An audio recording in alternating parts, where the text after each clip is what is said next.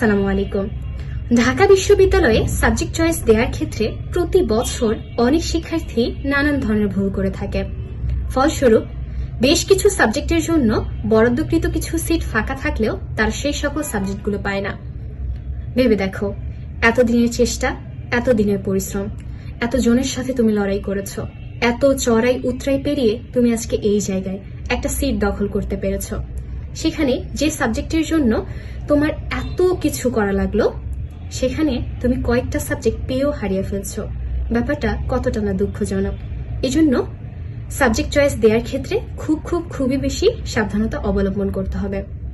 তোমার ওই ভাইয়া বা ওই আপু ওভাবে সাবজেক্ট চয়েস লিস্টটা সাজিয়েছিলেন, বা উনি তোমাকে এভাবে প্রেফার করেছেন বলে তোমাকে এভাবেই সাজাতে হবে, ব্যাপারটা কিন্তু এমন নয়।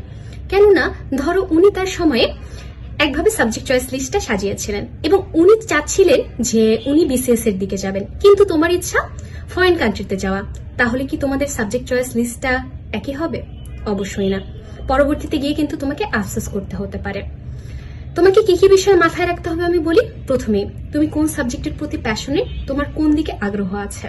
নাম্বার 2, কোন সাবজেক্টের ডিমান্ড কিরকম, চাকরির ক্ষেত্র কি কি, এবং তুমি আসলে কোন দিকে যেতে চাচ্ছ।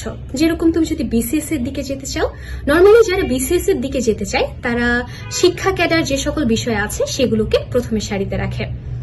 কিন্তু তুমি যদি ফরেন কান্ট্রিতে যেতে চাও, তাহলে কি ওই সাবজেক্ট চয়েস লিস্টটার সাথে তোমার মিল থাকবে? অনেকটাই মিল থাকবে না। আবার তুমি যদি গবেষণা কেন্দ্রিক সাবজেক্টগুলো চাও, তাহলে তোমার সাবজেক্ট চয়েস লিস্টটা আরেক ধরনের হবে। এরপর কি দেখবে জানো? কোন সাবজেক্টে কিরকম পড়াশোনা, সাবজেক্ট রিভিউ দেখবে।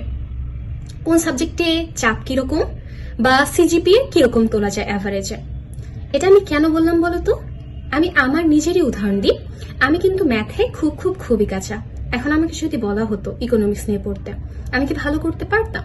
আমি মেনে নিলাম যে মানুষ চাইলে সবই পারে, কিন্তু আমাকে তো কামব্যাক দিতে হবে। দেখা যেত কামব্যাক দিতে দিতে 4th সেমিস্টার চলে এসেছে, 5th সেমিস্টার চলে এসেছে, কিন্তু এই যে এতদিনের গ্যাপ, এই যে আমার সিজিপিএ একদম লো হয়ে গিয়েছে, সেটা আমি কিভাবে কাভার করতাম বলতো? আমার ইকোনমিক্স সাবজেক্টের প্রতি ধরো কোনো প্যাশন কাজ করে না, এখন আমি অঙ্কই পারি না, সেখানে আমার কিভাবে আগ্রহ থাকবে? এজন্য ভালোভাবে প্রত্যেকটা সাবজেক্টের রিভিউ দেখবে, তারপর সাবজেক্ট চয়েস লিস্টটা সুন্দর মতো ঠান্ডা মাথায় সাজাবে। কেননা তোমাদের হাতে কিন্তু পর্যাপ্ত সময় আছে।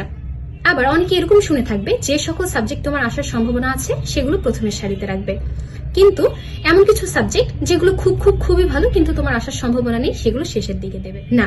এই কাজটা ভুলেও করতে যাবে না। ধরো তুমি প্রথমের সারিতে আছো, তাহলে তুমি সাবজেক্ট চয়েস লিস্টটা যেভাবে সাজাতে, এখনো সাবজেক্ট চয়েস লিস্টটা সেভাবেই সাজাবে। এক্ষেত্রে তোমার প্রথম সারির সাবজেক্টগুলো আসুক বা না আসুক, বুঝতে পেরেছো?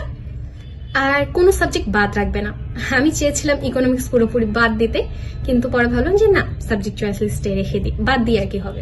তো আমি অনেকটা পরে ইকোনমিক্স রেখেছিলাম। আমি জানতাম যে এটা কখনো আসবে না, এর আগের আমার সাবজেক্ট গুলো চলে আসবে। তো মোদ্দা কথা হচ্ছে, কোনো সাবজেক্টই বাদ রেখো না, সব সাবজেক্টই সুন্দর মতো চয়েস লিস্টে রেখে দিও। তো সময় আছে, ঠান্ডা মাথায় সাবজেক্ট চয়েস লিস্টটা সুন্দর মতো সাজিয়ে ফেলো। ভালো থেকো, সুস্থ থেকো, আল্লাহ হাফেজ।